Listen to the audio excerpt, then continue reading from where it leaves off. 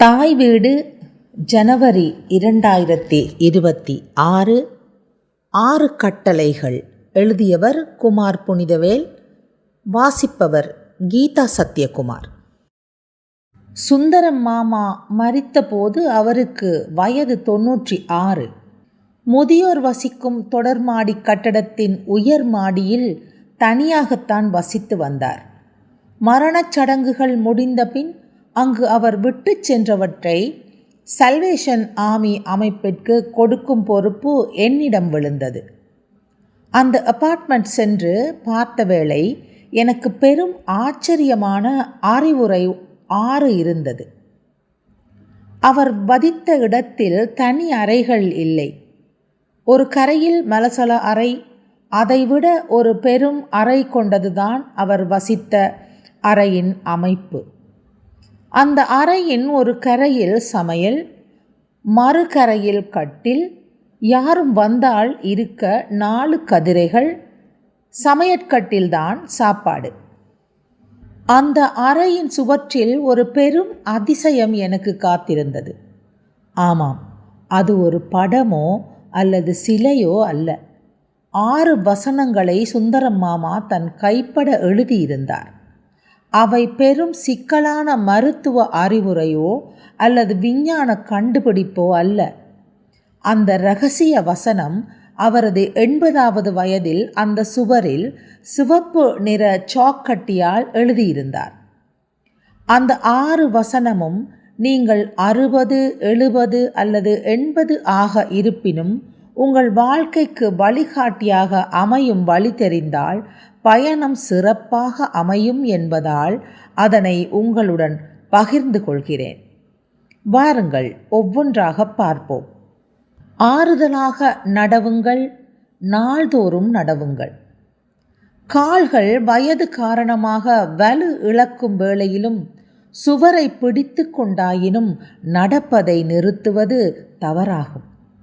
மாமா எப்போதும் காலையில் அத்தொடர்மாடி கட்டடத்தின் அருகில் நடப்பதை கண்டுள்ளேன். சில காலத்தின் பின் கைத்தடியுடன் நடப்பதையும் கண்டுள்ளேன். கடைசி காலத்தில் அவர் கட்டடத்திற்குள் ஒரு சில்லு பூட்டிய கைத்தடியுடனும் நடப்பதுண்டு. அது அவருக்கு மட்டுமல்ல, நடப்பவர் அனைவருக்கும் உயிர்ப்புடன் இருப்பதை உணர்த்தும்.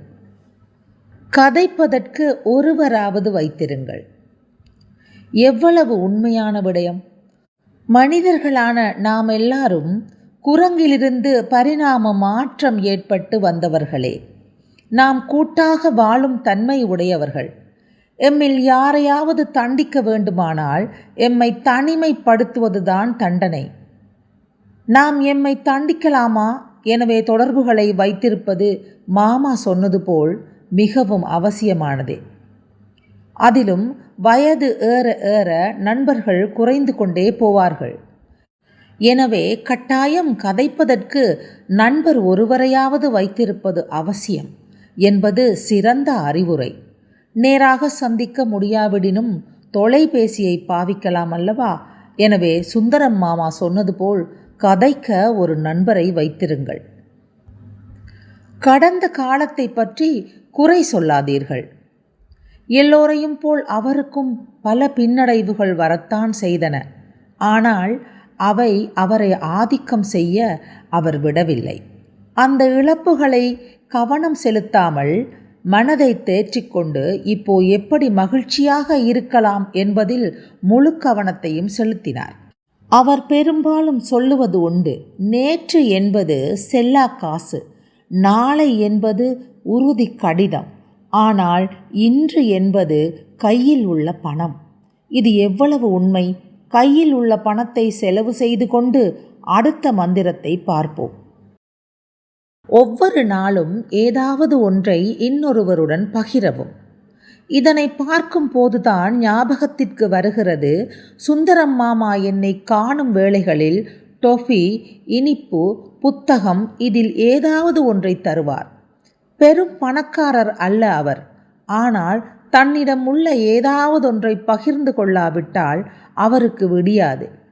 உண்மையில் நாம் எங்களிடம் இருக்கும் ஒன்று குறைந்தபட்சம் எங்களிடமிருக்கும் புன்னகையையாவது நாம் மற்றவர்களுடன் பகிரும் போது அது எங்களுக்கும் அவர்களுக்கும் இடையில் நெருக்கத்தை ஏற்படுத்துவதுடன் நாம் இந்த உலகில் வாழும் மகிழ்ச்சியான தருணங்களையும் எங்களுக்கு திரும்ப தருகிறது. குற்ற உணர்வு இல்லாமல் ஓய்வெடுங்கள். உடம்பு வாழும் வேளையில் களைப்பு அடைவது இயல்பானதே. எனவே மதிய வேளையில் சற்று ஓய்வு எடுப்பதில் தவறு இல்லை. மாமா இரவு துயில் கொள்வது போல் மதிய போசனத்திற்கு பின் சிறு தூக்கம் கொள்வது அவர் உறவினர் அனைவருக்கும் தெரியும். குறிப்பாக வயது முதிரும் வேளையில் சிறு தூக்கம் போடுவதில் தவறில்லை என்பதை புரிந்து கொள்ளுங்கள். இதனால்தான் அவர் 96 வயது வரை வாழ முடிந்தது என்பேன். விடியலை தந்த கடவுளுக்கு நன்றி சொல்லுங்கள். இப்போதுதான் எனக்கு ஞாபகம் வருகிறது. காலையில் எழுந்தவுடன் சிறிது நேரம் கண்களை மூடிக்கொண்டு வாய்க்குள் முணுமுணுப்பார். பின் கண்களை திறந்தவுடன் என்னை பார்த்து புன்னகைத்து காலை வணக்கம் சொல்வார். அதற்கு நான் அவரிடம் திரும்பி கேட்டேன், மாமா என்ன வாய்க்குள் முணுமுணுத்தீர்கள் என்று.